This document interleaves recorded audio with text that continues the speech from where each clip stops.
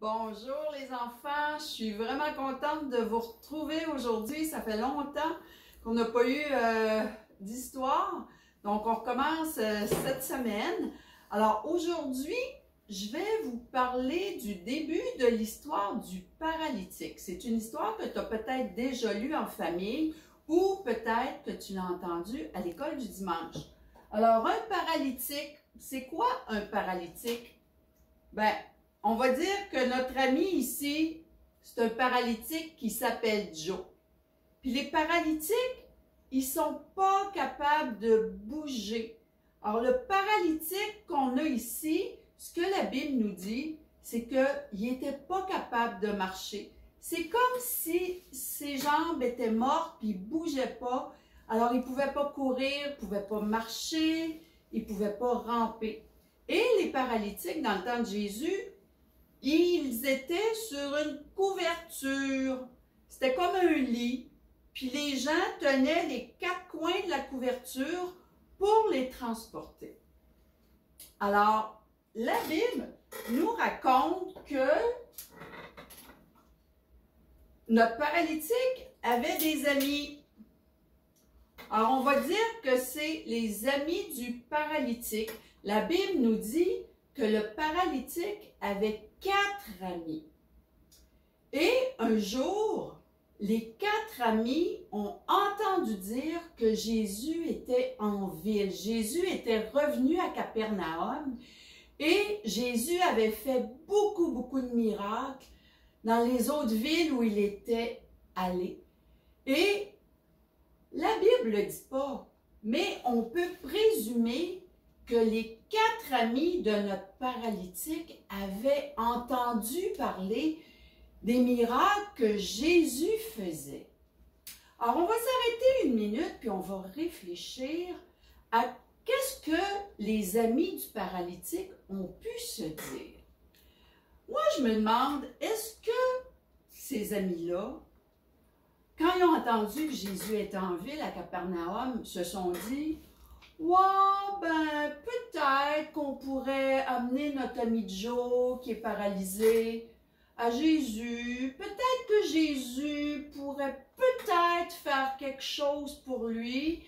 Qui voudrait amener Joe voir Jésus? Peut-être on pourrait faire un vote, peut-être on pourrait lever la main.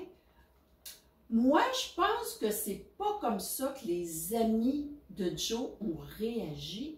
Parce que quand on regarde le reste de l'histoire, ils étaient pas mal plus dynamiques. Moi, je pense qu'ils se sont dit: « Hey les gars, Jésus est en ville, Jésus a fait plein de miracles avant. On est sûr qu'il pourrait faire quelque chose pour notre ami Joe qui est paralysé.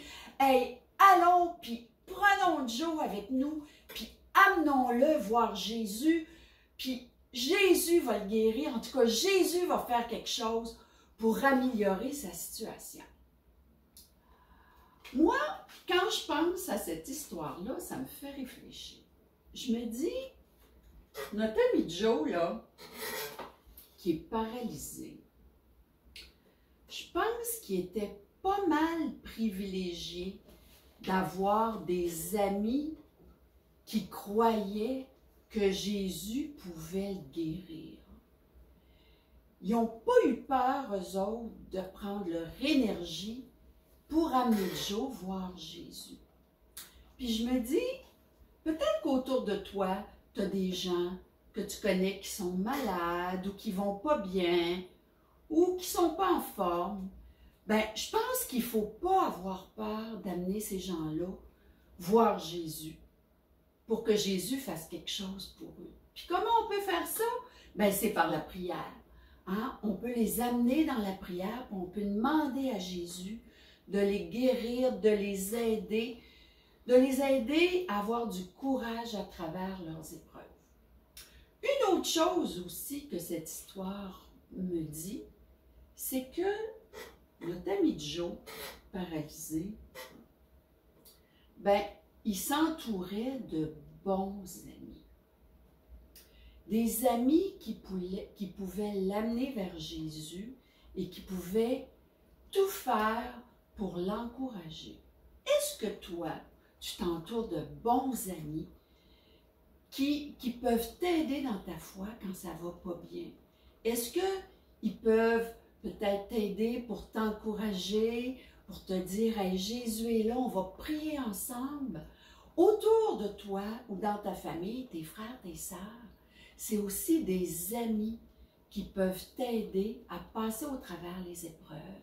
Puis toi aussi, tu peux être un bon ami comme ça, comme les amis de notre paralysé Joe, pour conduire tes amis à croire en Jésus, puis à avoir la foi, puis à dire, Jésus peut faire quelque chose pour toi.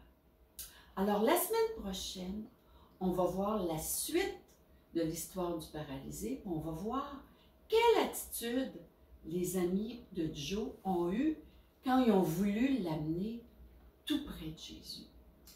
Alors, je te souhaite une bonne semaine, puis je t'encourage à prier pour les gens que tu connais qui sont malades, afin que tu puisses faire comme les amis de Joe, les amener vers Jésus pour que Jésus fasse quelque chose de formidable dans leur vie. À la semaine prochaine!